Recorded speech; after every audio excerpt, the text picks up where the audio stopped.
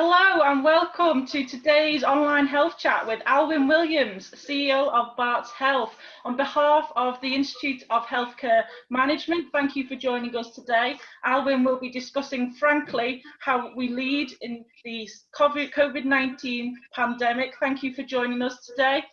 Can I ask everybody who's watching live, if you have any questions for Alwen, can you use the Q&A button located at the bottom of your screen, and I will be back later on in the Q&A to read those out to Alwen. I'm going to hand over to Roy now. Enjoy today's health chat. Thank you, everyone. Jade, thank you very much for that, and good morning, everyone, wherever you are, or I should say hello, because some of you will be watching a recording, and if you are, thank you for that. And thank you very much for joining us. I hope you're safe and you enjoy the next half an hour or so with my guest today, Alwen Williams, who is the Chief Executive of the Royal London, Barts, Whips, the Nightingale, and it's like everything that there is about healthcare in London. It's very nice to see you. How are you getting on? How's it been for you? Simple question to start with. Well, hello, Roy. Hello, everybody. And thank you for inviting me to this chat today.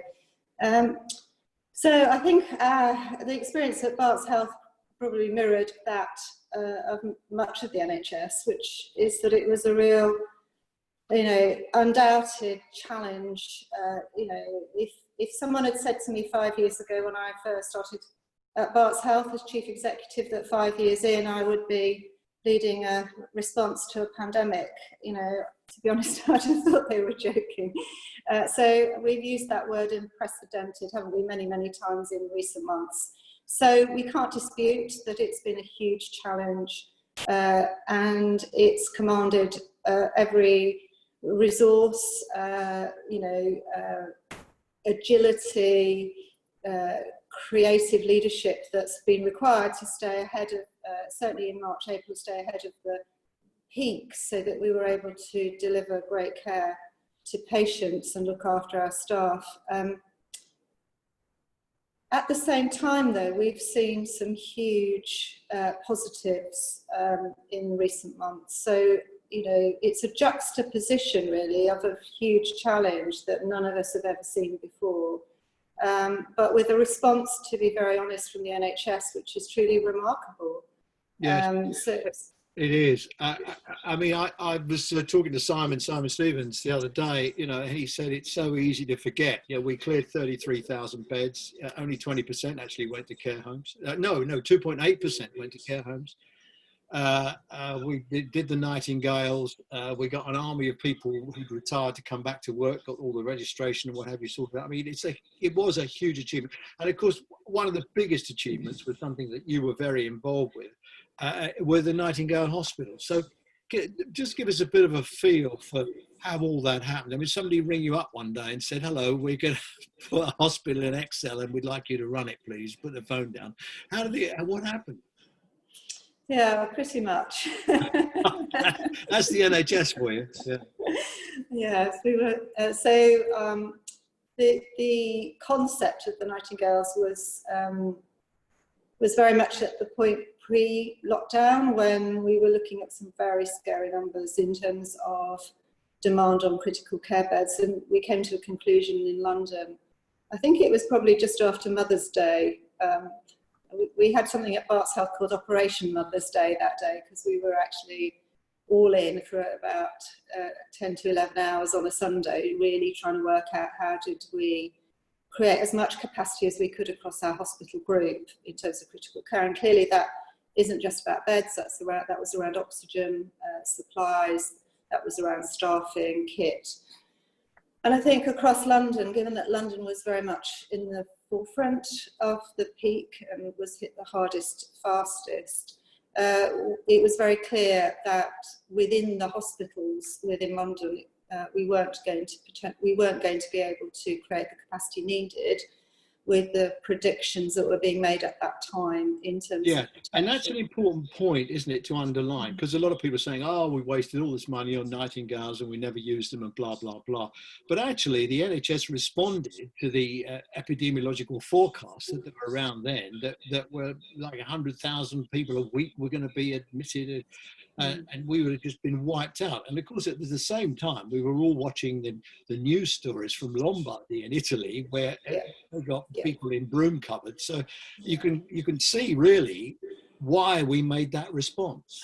Yes, and I think it's certainly, we've talked a lot about, you know, the Nightingale being an insurance policy, because at that point no one knew when lockdown might happen and what the impact might be. It was all unknown. So, you know, it's very easy with hindsight, as you quite rightly say, to say, well, was that needed? But at the time when we were looking at some very stark demand for critical care, it was very clear that if those predictions were to come true, then we would need a considerable additional number of critical care beds in London that had to be accommodated, not in the hospitals, because there wasn't enough capacity. So that's when colleagues from NHS London and other colleagues conceived of the Nightingale and its location in Excel.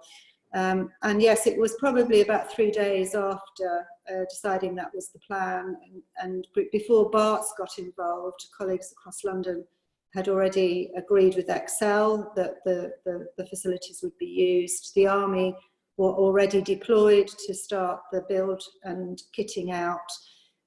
But yes, we were, someone did phone me actually to say, we've kind of worked out it has to be an NHS trust that runs this, and we can't do it legally in any other way, it's on your patch. So it was the last week in March when it felt certainly to me that the challenge we had at Barts Health across our 5 hospitals was clearly significant. Yeah. But again, as mentioned, remarkable response. I met with my chairman, with the group directors. No one said this isn't the right thing to do. Everyone said, well, it's necessary, and there would be no one else to do this. So right. Just let's look at that in a minute, because I think the hierarchical structure, the management structure that you had, will be interesting for people to know about. But as far as the Excel was concerned, I mean, I went over there with ITN, and we did a piece standing outside. The nearest we could get was to stand under the big logo that was the NHS Nightingale outside. It was a wonderful telly, you know, it was just so dramatic. And we were there, and there were an army of people there. There was some exhibition construction people there, you know, the people who normally work at Excel and put up your exhibition stand. They were putting walls up, and they were really proud to be involved in all this. And, absolutely. I mean, everybody saw there was a huge common purpose, and when you've got common purpose, that's what corrals teams. And what was absolutely amazing at all levels in the Nightingale is we brought teams together. So at the very beginning, as you say, you know, the commercial private sector, the Army, the NHS, all working together, people that had never ever worked before together, knowing that the physical build needed to happen within a matter of days. And as you might recall, you know, from the end of March, we had a sort of grand opening with Prince Charles on the 3rd of April, and the first patients came in on the 7th of April. So record time, within 3 weeks, effectively a very large critical care unit within the Nightingale Hospital had been mobilised. Yeah. But then you had all the sort of tech. I mean, well, there's 2 questions I must ask you: is what is the British Army's management style compared to the NHS? Well, I mean, I think there was a huge alignment because, you know, and I'm not trying to draw parallels with, you know, battles and wars, but actually, you know, we were all deployed almost to the front line to make something happen, weren't we? And, you know, if you think about command and control in an army, you know, they've clearly got very clear protocols, but then it is up to the generals or the field marshals or whatever to muster their troops to do the right thing in the heat of battle. And in a sense, that's what, you know, no one had built or mobilised, staffed, created anything like this before. And therefore, you know, it was very much about devolved leadership. What really struck me, you know, what really worked well was the scale and the talent of clinical leadership we had, who completely bought into this, devised the clinical model, devised the workforce model, the education and training model, embedded QI completely in the, you know, and actually what we sort of saw, I think, was kind of a bit of a future of the NHS. And I know it was very bespoke and it was a critical care unit, but this was very strongly clinically led, very collaborative. And our job really was to make sure that, you know, that we, you know, we were very clear from the outset that Nightingale was going to deliver safe care, as safe as in any of our hospitals. And I know right at the beginning there was language like a field hospital. It wasn't a field hospital. We deployed clinical informatics into the Nightingale to deliver safe care. We had, actually the Nightingale took over the O2. If any of you have been to the O2 arena for a concert, and you can imagine the middle of it, that was all an education and training facility. TfL opened the transport to go to and fro, and you know, it was entirely, nobody said no, everyone just pulled together, well, and it's made it work. It's not far from where I'm speaking to you from now, and I know when I've been out and about, although I haven't been out and about that much, I must say, there was a huge park and ride on the other side of Royal Docks, and there was a bus service and special bus stops, and you know, it isn't until you actually get there and you see things like the park and ride and the special bus stops and the stuff painted on the pavement, you think, somebody had to think of that, somebody had to do that, as well as all the glamorous clinical stuff. And I must just ask you about oxygen, because I know that the Excel, I mean, didn't have the kind of clinical oxygen supplies that we take for granted, really, in a hospital. And I think you had to put in your own oxygen plant, didn't you? Yes. Which was that in itself is a health and safety time bomb, isn't it? And a huge undertaking. Yes, I mean, all of that had to be put in place in record time, and you can imagine the logistics. So a completely new IV plant for oxygen. You know, a mortuary. All of the MRI, CT scanning facilities, and this was all mobilised.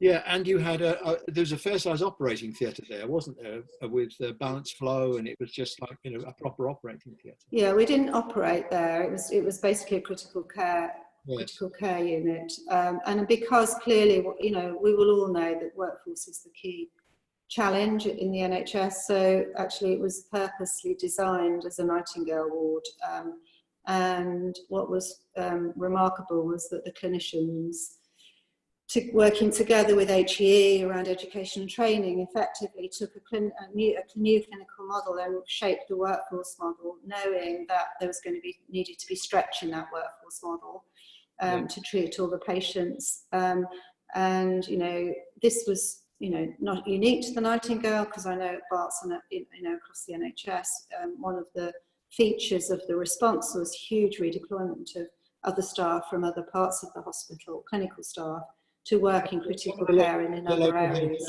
Some of the local hotels, I think, were commandeered, weren't they, for staff to stay in? Yes, yeah. So staff. We had there was just incredible generosity. We had space for staff. People leaving food parcels outside the hotels, and I mean, I saw it for myself. So if we sort of move on, we'll come back to the Nightingales because I'm sure people will have questions. But if we just move on a bit, I'm interested from the managerial point of view. Okay, so there you are, sitting on the top of this pyramid of things to worry about and a list of things to do. I mean, I know a bit about how you run the Barts and the London group anyway, but tell us, I think you know, our viewers will be interested in how you structure the management hierarchies in order to get the cascade of management, and also to get the feedback up to you about, you know, what is going on. I mean, I know you get out and about a lot. You're speaking to us from whips Cross Hospital this morning, which was in your group, and you were at the Royal London. You were saying yesterday, you move around a lot. But how did you get that sort of conduit of communication? How was it set up? So we moved quite swiftly from what we would probably call what we would have said as our business as usual governance into, we called it our pandemic executive group. And effectively that we have in each hospital a chief executive and a team, senior leadership team that you would recognise in any other hospital. So effectively the pandemic executive group was set up to meet daily, and with the option to meet more than once a day if that was what was required. And that brought together the chief executives or their representatives from each of the hospitals. And we had a number of what I would call real-time working groups, if you like, working to the pandemic executive group. So we had a clinical reference group, because this was essentially a clinical response. So where we needed policies, where we needed responses like infection control, as you talked about the oxygen supplies, we had a clinical services group, we had a people group, we had a procurement group. So we effectively switched very rapidly into a very different way of managing, which was much more in the moment. And in making sure that all of that connected. So each of the hospitals really replicated that. They then had so you could imagine in our usual major incident planning, you'd have your kind of gold structure and your silver structures. So at the hospital, the chief executives then effectively came together with their executive groups, with their divisional directors, so we could get the audit trail, the flow really of sort of top down. There's a lot, as you know, a lot of top down messaging and need to respond very quickly. In addition to that, we clearly started to step in and have done even more so recently to work much more horizontally across a wider hospital network. And clearly, at the beginning of the pandemic, it was important that we worked as a system around critical care, for example. So we created for our ICS a critical care hub. Barts hosted that, but that included the Homerton and BHRT, and it brought together the clinicians, the critical care clinicians across our ICS geography to basically what we were doing every day was looking at data on demand, patients admitted, available capacity, where we were with oxygen, kit, and ensuring really across the whole system that we were able to ensure that the capacity was there for patients.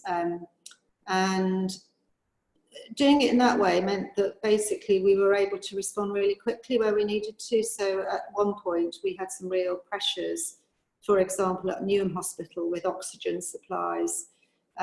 So we were able then to enact a treat and transfer policy between Newham and the Royal London, and Barts Hospital and the Royal London played a role for a period of time in terms of taking more critical care transfers to support the more local hospitals in the system. Right. As well. So in many ways, I think the group model really came into its own at a time of sort of severe stress and pressure. But also I think we effectively, we work well as a system, and clinicians really work well together. And again, it was that common purpose. You're right, you'll be proud of that. You just said something that interests me about data on demand. Yeah. Which is, you know, without data we're flying blind, particularly in circumstances like that. Yeah. How did that was the IT department, or did you bring somebody in? How did that work? No, we have, and we have a superb BIU at Barts, led by Tony Hewitt, who's had many years of experience and a fantastic team. So within days they'd constructed what we called our COVID dashboard. And we're just at the cusp now of changing it into a different COVID dashboard, because we're now doing different things. But the COVID dashboard basically gave us daily information on at each hospital, for each hospital, and then aggregated to the trust looking at patient numbers, who was in critical care, oxygen, the kit, the staff sickness, because obviously that was a big worry at one point when we knew that the demand, patient numbers was going up, but also the staff sickness or shielding or self-isolating was going up. So, you know, we were having to manage all of that in real time as well. So the daily data. So the first thing, so what I would say is that the daily meeting of the pandemic executive group was the first thing we did is we looked at the data together and we drew out the insights from the data in terms of where we were, and then we were very disciplined each day in terms of, you know, we had an update from each hospital on terms of what was on their worry list, and then at those meetings had an update from the clinical group, the people group, the procurement, etc. And that really brought the team together to make sure that we had as much information as we could. Were those meetings real face-to-face, Alwen, or No. on the Zoom or whatever? Yeah, they were. They weren't face-to-face, no. Did you? I imagine quite a lot of your team may have been working from home at that time. No, I think certainly. I think from a hospital perspective, most of us were in working every day.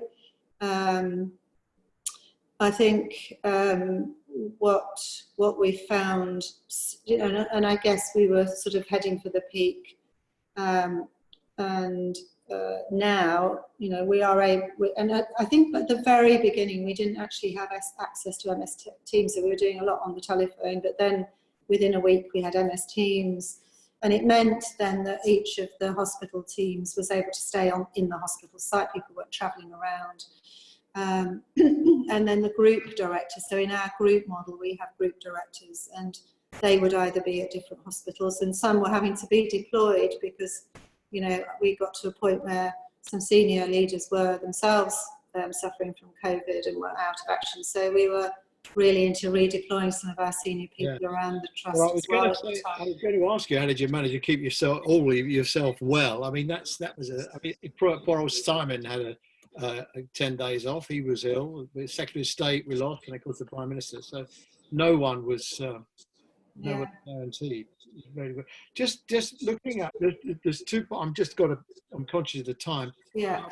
The two things I really would like to explore with you. That's the BAME issues, which are something like 47% of your staff are BAME. I mean, it's a colossal number. Maybe that's not exactly right, but I mean, it's a huge percentage.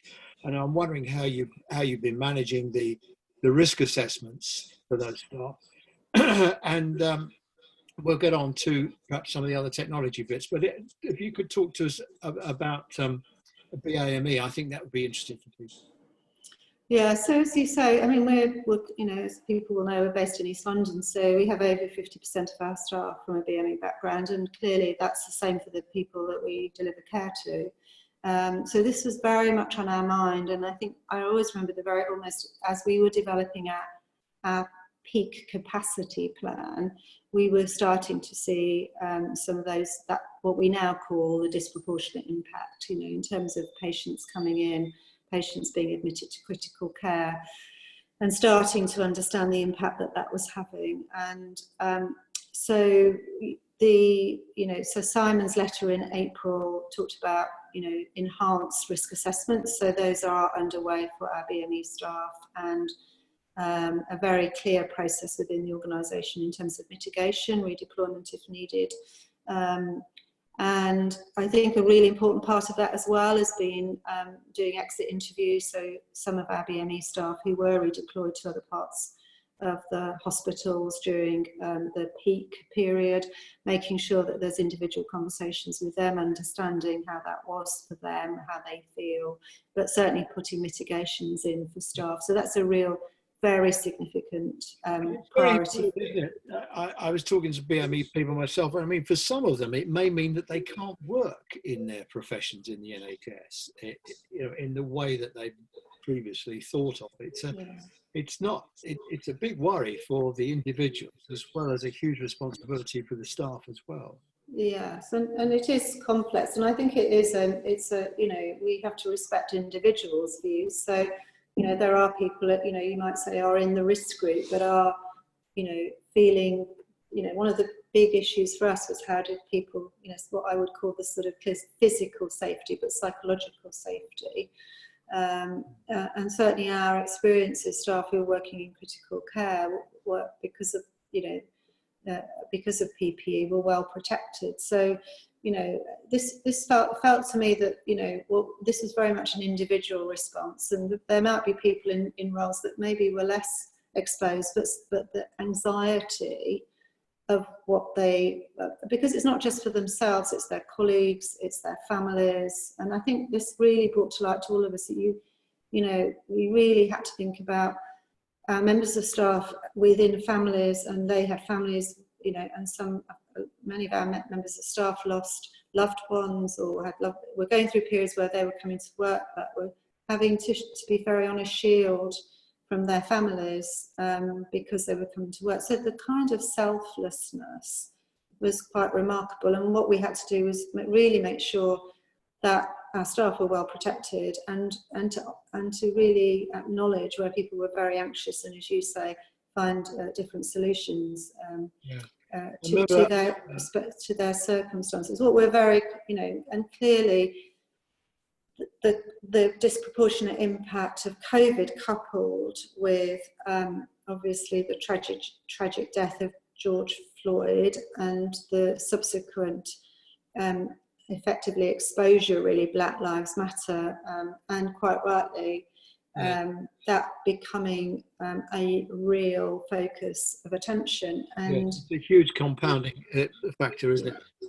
I did a radio thing about, you know, they were saying, well, why is it taking so long to do these risk assessments? You know, why it was months ago, and I remember saying, you know, some hospitals will have more than half their staff that have got to be risk assessed.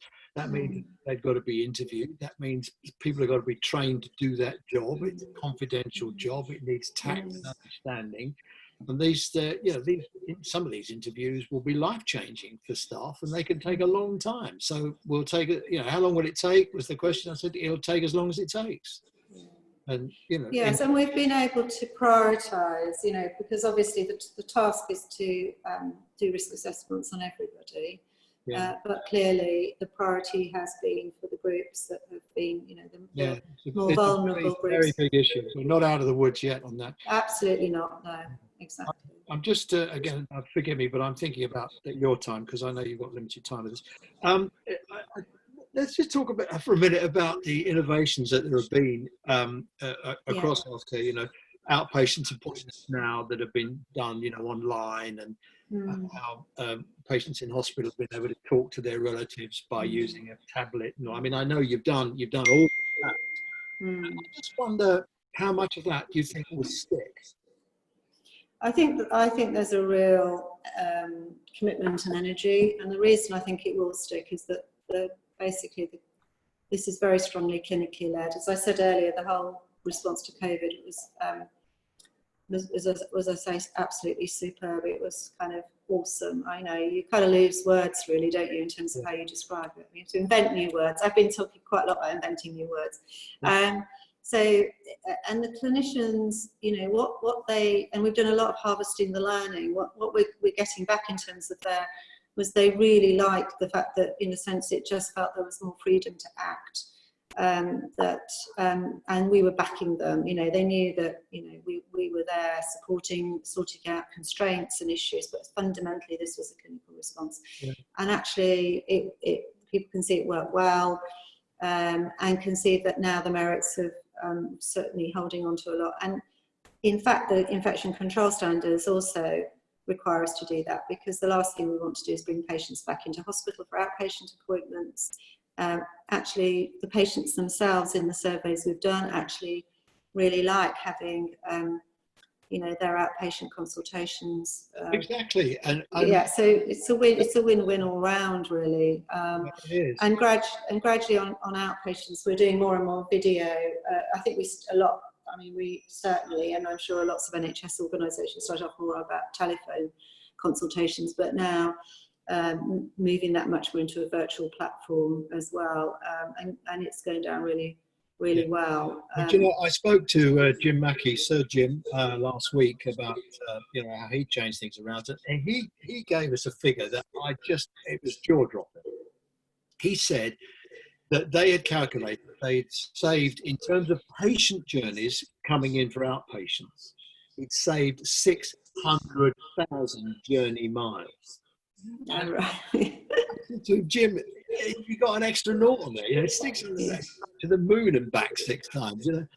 Said no, and afterwards, bless him, he sent me a screenshot of his dashboard that they get every day, and that was all calculated. You know what Jim's like, you know, that was all calculated to the last. Yeah. All right. Well, I'll do the same calculation at Barts as well, but it will be a very, very big number. Definitely. It's astonishing, isn't it? And yeah. You know, that's good for the green thing, and it's good for patients, and it's good all around. But it is interesting that you say that it is clinically, and quite often these kind of innovations and changes have been resisted by clinicians, understandably, because they're trained to do their consultations face to face, and they look at the whole person holistically and how they come in and sit down and shake hands and the attention span and all that. So I mean, they're taught to in a certain way. Now they're doing it on little screen like we're looking at each other now. So it is a big change for them. But it is interesting how, as you say, much of this is now, it will stick because it's what the clinicians want to do. Absolutely. Yeah, I think it's a mix of what clinicians want to do, but they also realise that going back to what we were doing isn't going to be good for patients either. You know, so and what we're now doing in this phase 2 planning is I suppose what we couldn't do in the height of the crisis was make sure that we were looking at all aspects of equity, but we are now building that into our restart planning to just make sure that as we reconfigure services, that we don't have any inadvertent health equity issues falling out of that. So I mean, that will be fascinating to see what transpires. But again, I think what we're also finding is just it's those conversations with patients, isn't it, and understanding you know, what will work for them. And we have created COVID-free areas for patients who do need to come in and see a consultant, because, you know, there were people patients we do need to bring back in. So it's very much sort of personalised response and personalised care, really, that is the point. Now, of course, your next worry now, like this is, we've got the prospect of another go at this in October, along with flu and everything else.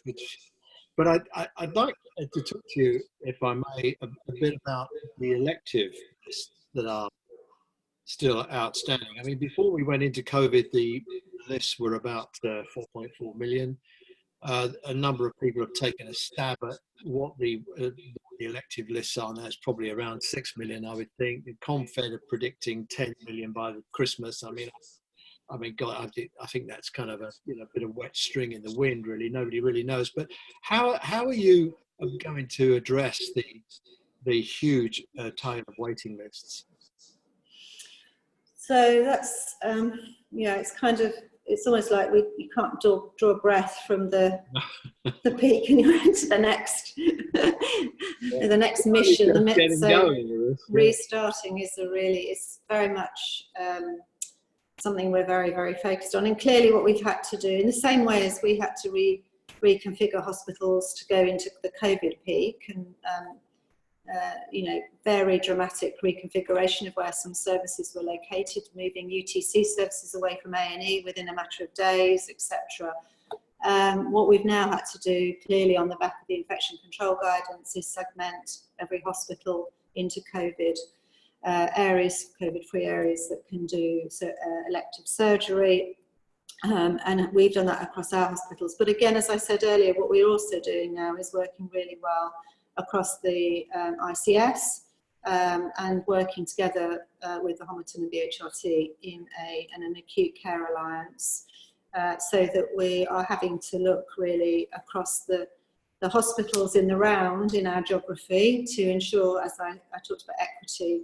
So the plan is to make sure that we can align our PTL. So, you know, as you know, we're prioritising patients coming in with a focus on priority 2 patients currently, and then into priority 3. And starting now, we've got examples where we're moving teams and patients around the geography, because there are some hospitals that are going to struggle more just because of the physical layout and configuration of their where their theatres are in, you know, and how easy it is to segment. So that's a really important consideration, and people often describe it to me currently as difficult, and I just say to people it will be difficult because we're basically dismantling the internal market that's been in place for 30 years in a matter of weeks, because we know that consultants and hospitals have been effectively in a sort of pseudo-competitive market, and now we're saying actually we need to just rip that apart. And what's now really important is we have to treat as many patients as we can safely, and we need to use all of those facilities and capacity at our disposal. So, you know, it is a tall order because we are asking our teams to move around to make sure that, you know, we can fill operating lists, and that one hospital and their waiting list aren't disadvantaged because of particular constraints they might have. So it is quite, this feels as radical and as difficult as what we were doing really in the capacity planning for peak, because this is challenging really ways of working that have been embedded for many years. But I was talking to an ophthalmologist at Whipps Cross a little bit earlier, and, you know, she just said to me, she said, I know this is difficult, but I'm a broken record at the moment. I said, that's good.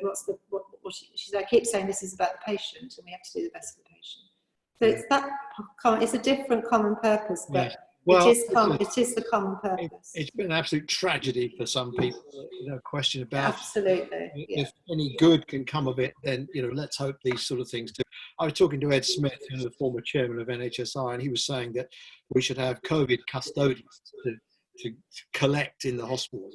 And Ned off the board should go around and collect all the good stuff and keep a record of it. We don't lose it, or it doesn't disappear, we don't forget it. I thought that was a pretty good idea. I guess, Cummy, we started with the Nightingales, and perhaps before we go to some questions, the question is, okay, well, what's going to happen to them now? Will they play a part in the elective procedures? I mean, the Nightingale in London is not really geared up for that, is it? No. So what we're doing with the Nightingale in London, I think it varies across the country, but we've basically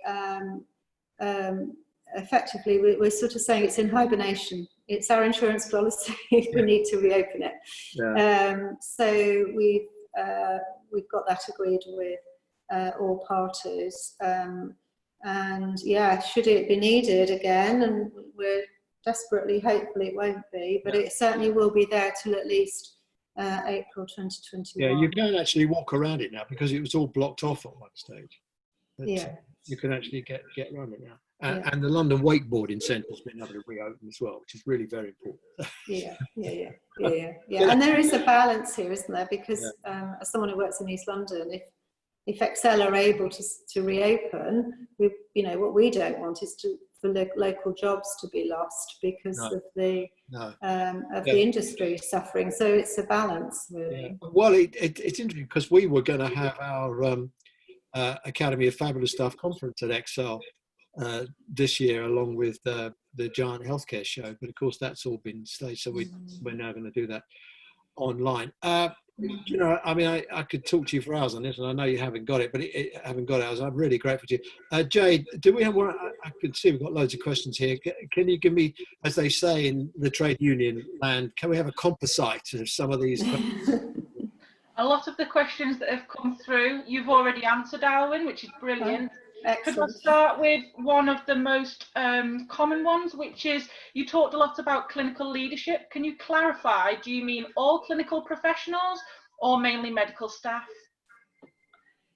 Well, no, when I talk about clinical leadership, it's all clinicians. It's, I've got lots of examples of fantastic nursing leadership, AHP leadership, our scientists, you know, our pathology staff, our doctors. So this is actually, and interestingly, what people are saying to us as part of the learning is how they think that one of the positives, one of the benefits is it's really broken down some of those multi-professional barriers and created so clinicians themselves really understanding the value of different professions working together. You know, that's so interesting, because there was a story, wasn't there, of an orthopedic surgeon who was working as a healthcare assistant in ITU. Yeah. And he said, I just thought I'd make myself useful. So I thought, wow. Yeah, well, I was at our fabulous critical care unit at the Royal London. We had 400 staff redeployed to critical care at the Royal London over in the peak from all sorts of parts of the hospital, and they're a fantastic team in critical care. Yeah. Really looked after, made people feel safe. And if you think people had a 2-day training course to move from the orthopedic department, the dental department, the A&E department, and theatres and all over to go and then actually be support workers in critical care. And yesterday and a few days ago, they were doing a little thank you to everybody. That's brilliant. And it was just heartwarming for me to be there and hear about the experience on both sides, because we can't rule out that we might need to do that again.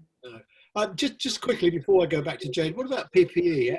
Did you just sort of get through by the skin of your teeth on PPE? Yes, I think we were fine. I mean, you know, I guess we were.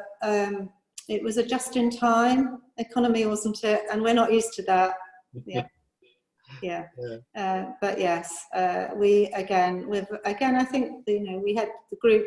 We have a great director of procurement, and actually, we were supplying PPE as well to care homes and primary care and elsewhere in the system. Great. So another great example of system working.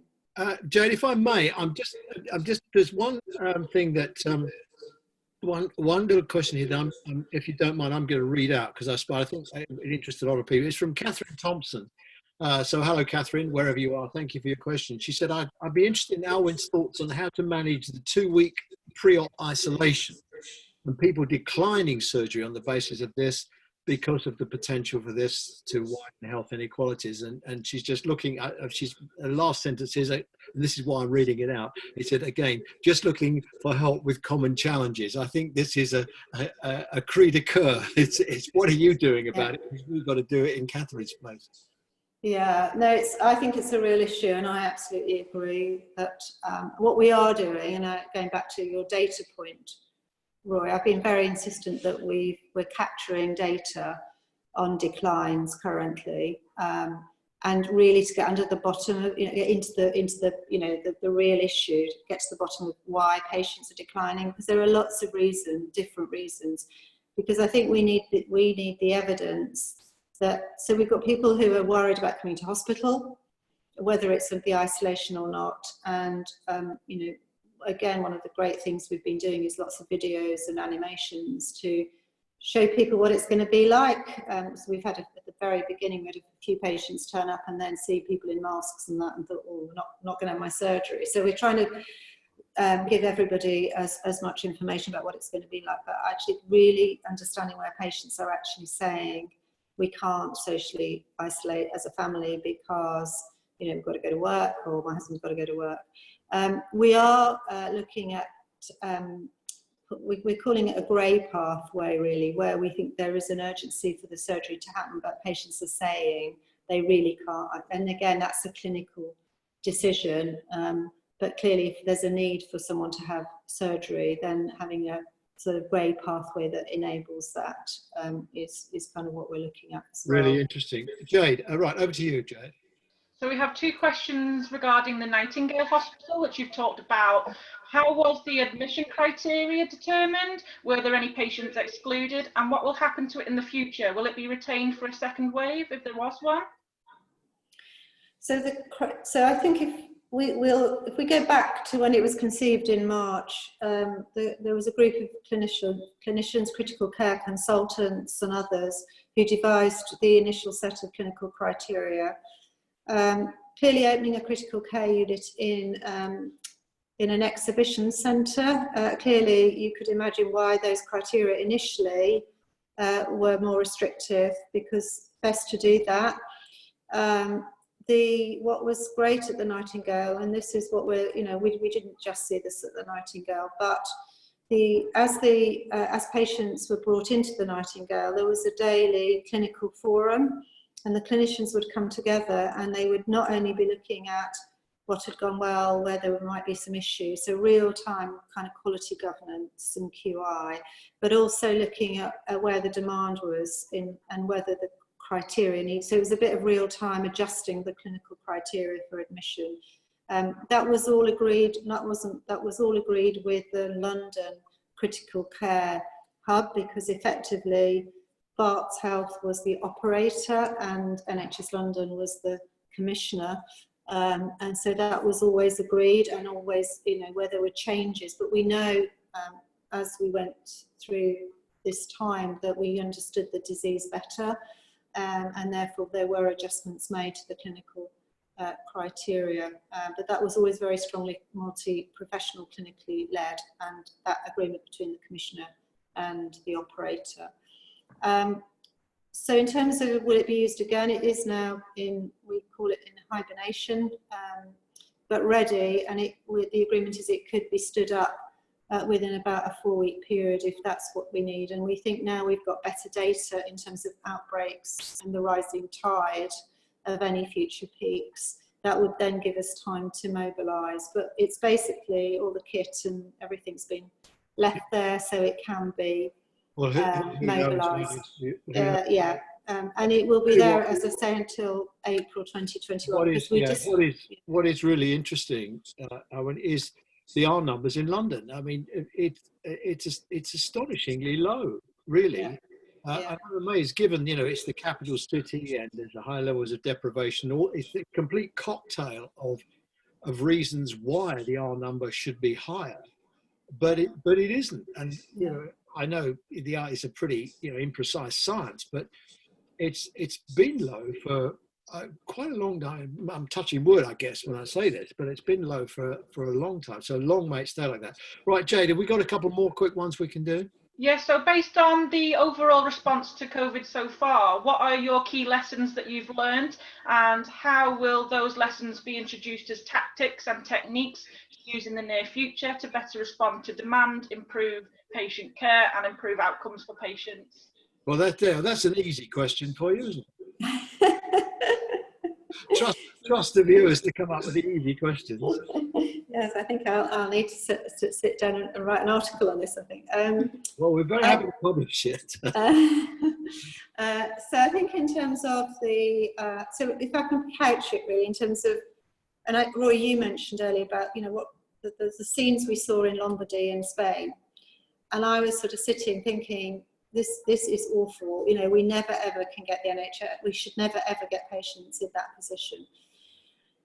So if we were thinking about what was really driving the response, I think, as I've described some components previously, I think the fact that it was very much, we enabled the clinical response, the strength of clinical leadership working in multidisciplinary teams to do the right thing, but to respond in a way that was in real time. So I've described a bit about the command and control structure, the feeds in and out between services, the hubs that we set up, operational hubs, and the way all of that then reconfigured the hospitals. And we've reconfigured them twice now. We reconfigured them for COVID and again.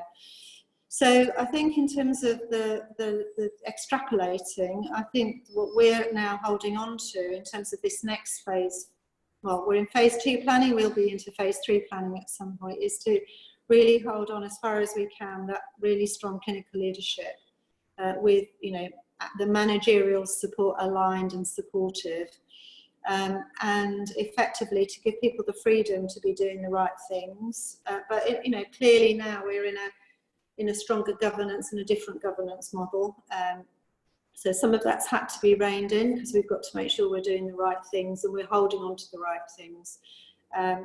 I would also strongly, the comments I've made about system working and working across ICSs now in terms of collaborative work, like never before. We've really got to do that very well with the patient at the heart of this. I think one of my personal reflections certainly has been, and this is going back pre-COVID, is as a chief exec who's always thought that she's been very focused on equity and inequality, and particularly racial inequality in our organisation. I do personally reflect that we had not been doing enough, and we were in a sense edging forwards from a position that was certainly not a good position in terms of staff experience, for example, and we've now got to turn that on its head as well, and we are now much more vocal and more bold and being radical. So it's given us there's been lots of times, I think, where we've all really reflected, not just about how we've coped in COVID, but what it was like to lead generally, and what the right thing to do, ethically and morally for our staff. The focus we've had on health and well-being, on psychological safety, on support for our staff, has seen us through, but we can't allow that to erode. That has to continue and has to amplify more and more, because to our staff to do this a second time in a second peak, to be asking now staff that work really hard in critical care to go back to their theatres and continue to work really hard on the restart, means that, the NHS, and I'm ashamed to say it, to be honest, as a leader, I've been a chief exec in the NHS for some considerable time. We've really not done, we've got to hold the mirror up now and say we really have not done what we should have done in terms of looking after the health and well-being of our staff, and ensuring that we tackle discrimination and racism in our organisations. And if there's anything we take from, the awful legacy that has been COVID, is that. I think that's a wonderful note to end on, if I may. I'm going to leave you with the last word. One thing that you're most proud of in amongst all this. I think the response of the NHS. The NHS response, not just at Barts, but across the country, has been spectacular. It's that inventing a new word, Roy. I don't know really how to describe it, but. Well, I used the word dutiful the other day. It's a word that, it's an old-fashioned word, but it's duty and it's beauty and it's compassion. It's a soft word, but it's a tough word. Yeah. The NHS response has been astonishing. It was absolutely brilliant and very humbling and very emotional when, you saw people clapping on a Thursday, and yes, that real sense of us actually holding on to the fact that the NHS matters, the NHS has done a good job. We know there's been unintended consequences, we need to rectify those, but we need to really hold on to that. But yeah, and that is, all staff, because every single member of staff played an important role. I know we talk a lot about our frontline clinical staff, but I've gotten huge examples of staff, in our group support services, in our back office, that, just got redeployed to do something very different for that period of time, without any sense of that's not the right thing to do. So yeah, I'm hugely proud of that. Well, and we're very proud of you, and everything that you've done. On your shoulders rested a huge amount of decisions and a lot of responsibility. Thank you so much for taking time out of your schedule to share that with us today. On behalf of the IHM, can I say thank you so much for such interesting and very frank insights, and we're very grateful to you. Everyone watching, thank you for watching. I'm going to just hand back to Jade, who's going to wrap up for us. And so, Alwen, again, from me personally and from the IHM and for everyone watching, thank you so much. And there's a back that needs patting, so I'm just going to do it. Yes, and take care, everyone, and stay safe. Well done, thank you. And remember, the NHS will be there going forward and will be brilliant. Jade. Thank you. I'd just like to thank you again for joining us this morning, Alwen, for your insight and your experience. Thank you to Roy as well for conversing with Alwen, and thank you to all that have joined live. This Health Chat is available on demand afterwards. Thank you again on behalf of the Institute of Healthcare Management. Stay safe, Stay well. Have a great day. Bye. Thank you.